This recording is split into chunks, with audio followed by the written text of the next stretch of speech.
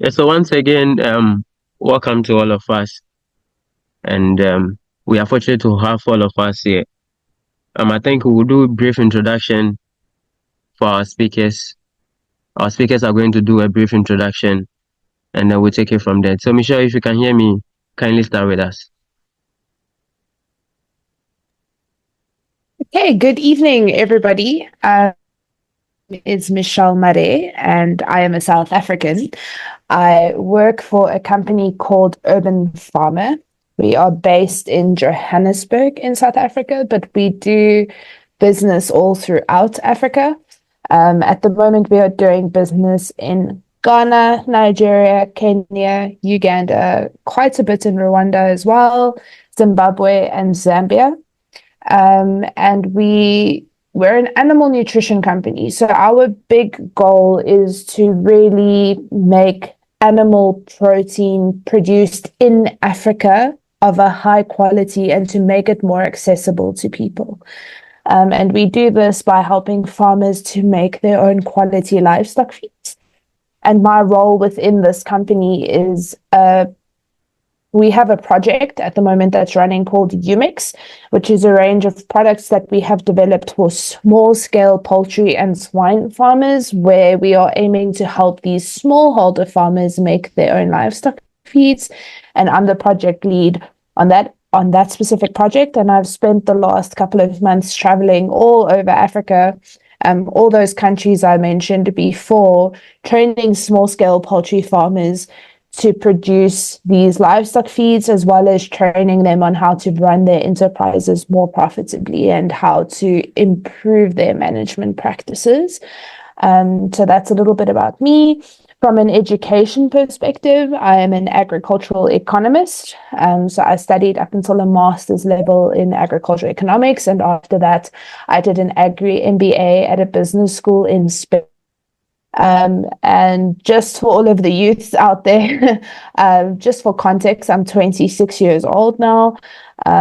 So yeah, I've been busy in the agricultural sector, boots in the mud, and absolutely loving it ever since. Thank you so much for having me tonight. Thank you so much, Michelle. We are grateful to have you on the show. Mr. Aaron, a brief intro, and then we'll get into our conversation for tonight. All right. Good evening to Agrispart. Good evening to everybody on board. So I am Aaron Akuka, a student of University of Cape Coast. I'm currently doing my MPhil specialization in agronomy, that's crop science. I did my undergraduate in UCC, which is BSc Agriculture here. Working in the agriculture space for me, frankly. So I was typically born into a farming family where farming is something of more like a routine or part of my life. So growing up, I developed interest in farming. So I decided to pursue something in agriculture so that I will understand certain things about farming. So my parents are farming without understanding the scientific background or basis of what they are doing. They have ideas of certain practices they are doing, but they don't know the reason why they are doing them. So I decided to, go further and understand much about it. And coming to university, I realized there were gaps. Either youth, we complete university and all that we are thinking of is looking for a white collar job. I always say that I don't see the reason why an agricultural graduate if you complete university and be looking for white collar job or seeking to sit in the office to put on tie. You have to walk to the field and then dirty your hands because everything that works is everything that is money comes from the soil, ranging from gold, diamond, oxide, manganese, oil, everything is coming from the soil. And therefore, the food we eat comes from the soil. That will tell you how valuable agriculture is. Just that the kind of mindset and then the kind of psyche that we have had from basic school is what is now delegating the agricultural sector because when you are in basic school and you commit any offense, the first thing they do to you is to give you colors and hold to go and weed. So you have tied the child that agriculture is a punishment. So when the person is going to the second cycle to go and do agriculture, it is either believed that you are doing it as a punishment or you don't know anything. But all I would say is that agriculture is not a punishment and it is the next gold mine. When COVID came, everybody was running for food. We were not running for any other thing. So I look forward to sharing my knowledge with everybody this evening. And I hope that at the end of the day, I will also learn from Michelle because she is from the animal background and I am from the cross background. I know a little about animal because my wife works in the animal sector. She does more of poultry. So since Interesting. your focus is on the small scale farm, small scale farming, it's more like a huge commercial farm because we are doing 14,000 less. So I hope at the end of the day we'll learn from one another, and I hope I will meet the expectation of everybody. Thank you. Thank you, Mr. Aaron. So if you are doing the listening, kindly drop your message concerning the show and in the country that you are listening from. So you can leave that in the comment section and then we'll read it. In case any question crosses your mind that you would want to find out, kindly do that for us. Let me start with Michelle. I chanced on your post on LinkedIn, which was basically talking about the concerns that the youths are raising regarding the industry not engaging them much, and then the concerns that the industry is also raising that the youths are not coming into the industry. Last week during our no last 2 weeks rather during our session, which we spoke about the importance of internship and how we can prepare the youth for their future roles in the agricultural space. Some of the concerns that the youth raised was that securing even internship opportunities is quite difficult, and some of these things pushes them away from going into the industry. I know you've been in the industry not only in South Africa, but you've been to the Europe and then most of the. What did you see and what really motivated such posts?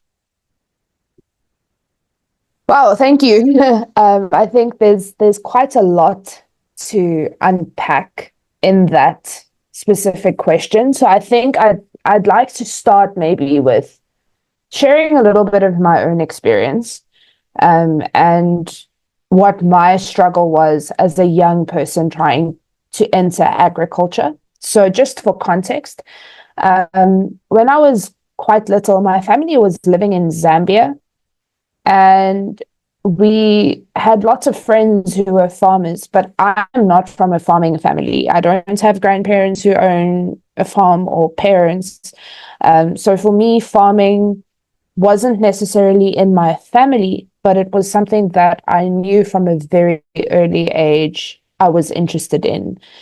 And then my family moved back to South Africa, where I finished my schooling in Johannesburg, which is the most urban area you can imagine in South Africa. It's our capital city. So within that time, my exposure to agriculture in a practical sense was very limited, but every magazine I could find where I could read about it, I was Googling it all the time. But my practical experience to it was quite limited. And when I applied to study agriculture at university, everyone sort of frowned at me and said, like, why would you do that? You're such a bright student. You have so much potential. Why do you want to go study agriculture? And I think Aaron touched on that a little bit earlier, where he said, like, studying agriculture is almost seen as if you failed at everything else. And I definitely experienced a little bit of that in my case, but I continued to go to university to study agriculture. And where I went to university, everyone around me did grow up on a farm, and they were studying agriculture because their parents were big commercial farmers in South Africa, and their long-term plan was to go back to their family farm and take over the business from their parents. So they had a lot of practical experience that I didn't have at all. So it was very difficult for me in the first 2 years of studying agriculture because our lecturers had gotten so used to teaching students who had grown up on farms that there was a lot of knowledge that those students possessed that the teachers assumed everyone would have, and I didn't have it.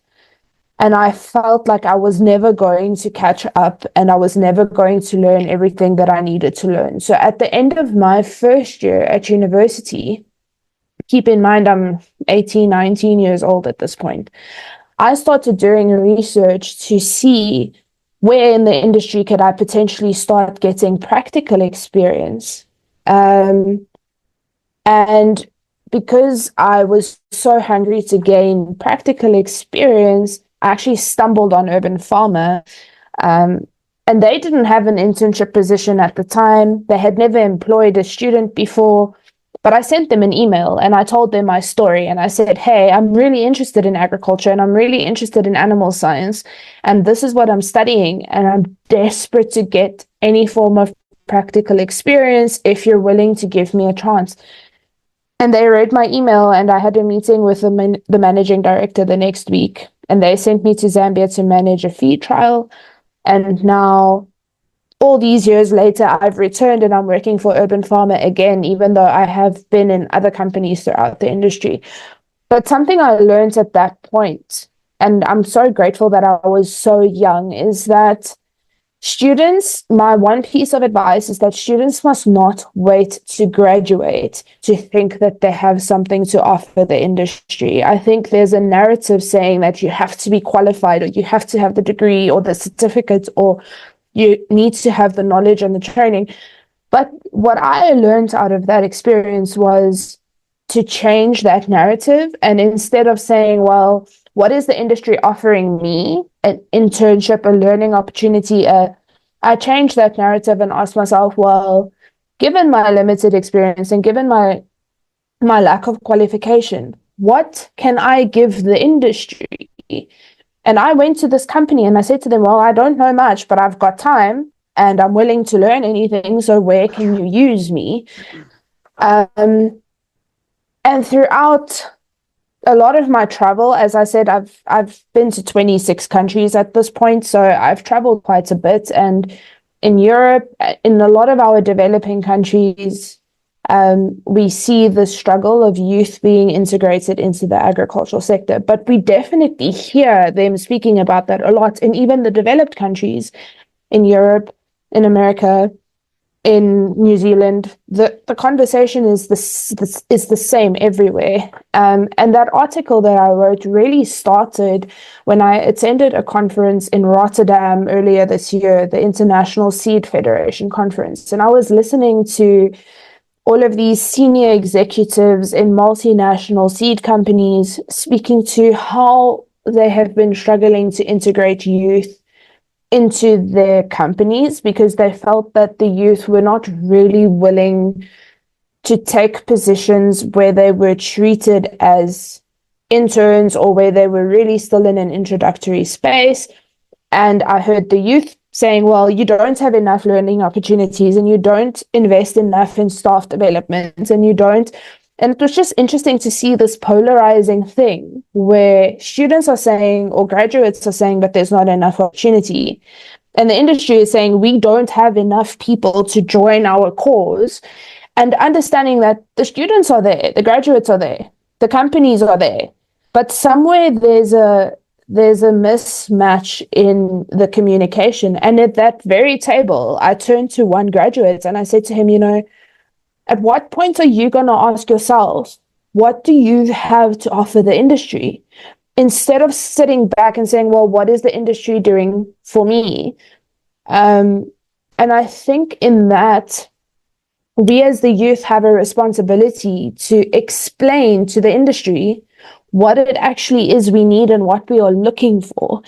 And, that's where my article came from, where I said, I personally think that the people who fall into the early career professionals category